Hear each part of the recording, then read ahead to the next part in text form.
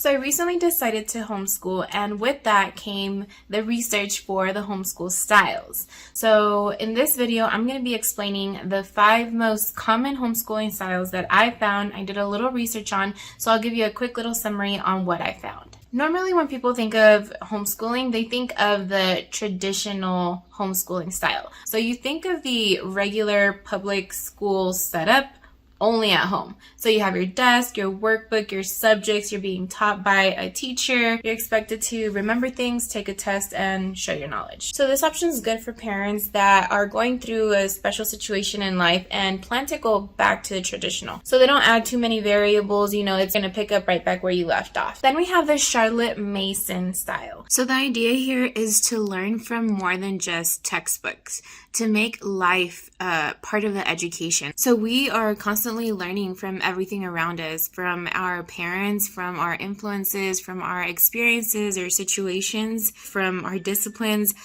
We learn a lot through our habits. What are our limits? What are our standards? What are our routines? And from life itself, from all of the different experiences. So this is more than just text that you memorize. I think it's more of a thought and contemplation and emotion. It's taking in subjects like nature, like art, like emotions. This style focuses a lot on living books, which are books that are either narrated or written out by authors that are very passionate about those subjects. And it seems to be like comprehension is the goal. So when someone reads a book, the kids might be asked to narrate it back. And this can be orally or written, depending on the kid's level. So a really cool example of a lesson that could be done with this one is having a painting and having the kids spend some time taking a look at this painting, and after a few minutes remove the painting and have them write down everything that they thought, everything they noticed, everything they felt, and just go deeper in and reflect. Then we have the classical style. This one seems to be a little more rigorous, and it focuses on truth, goodness, and beauty. It focuses a lot on memorizing and analyzing facts, as well as deep understanding. So this to me seems a little bit more philosophical. It's not what to think, it's how to think. There's also the unit study style, and this is hands-on. You can literally just pick whatever subject interests you at the moment and just go with it. So when you're following a unit study, you're pretty much going deep on a specific subject of your interest. And this doesn't have to be the whole year, but it could be maybe 3 weeks to 2 months that you're really interested, and you just go all in. You do your math with that subject, you do your reading, your writing. The point is to dive deep in a specific subject. This style works great for family style, so all kids together, and it's great for people that like crafts and hands-on learning, hands-on projects. So for example, if you're learning about gardening, if your kids are learning counting, you can count how many seeds you have. If your kids are learning science, you can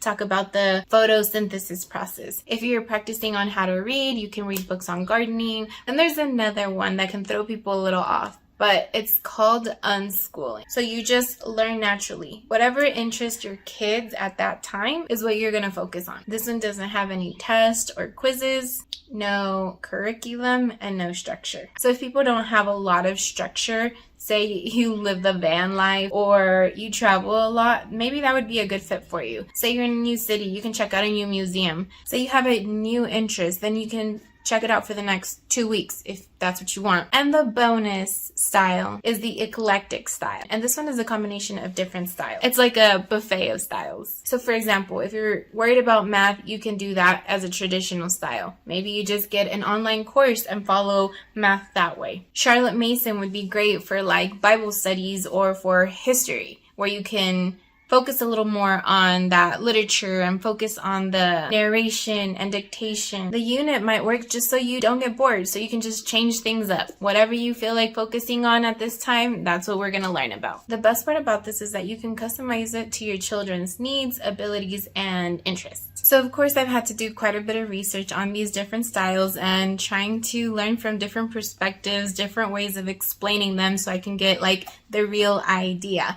But if you want to go a little more in depth, I'm going to share one of the videos that I absolutely loved. I thought she did such a good job on explaining each style. And at the end, she even had a little exercise for you to do where you can see based on your likes, based on your situation or your interest, you can kind of find out more or less what kind of homeschooling styles will fit your family best. The other channel I really enjoyed was the Eclectic Homeschooler channel. I found some amazing tips from this channel on how to plan my lessons and how instead of planning, it's reverse recording. So it blew my mind. I'll link both of these below because I just think they did a wonderful job. And if you want something a little more in depth, you can check both of these channels out. So if you got a quick general idea on what the different homeschooling styles are, hit the like button and subscribe to join me on my future homeschooling journey.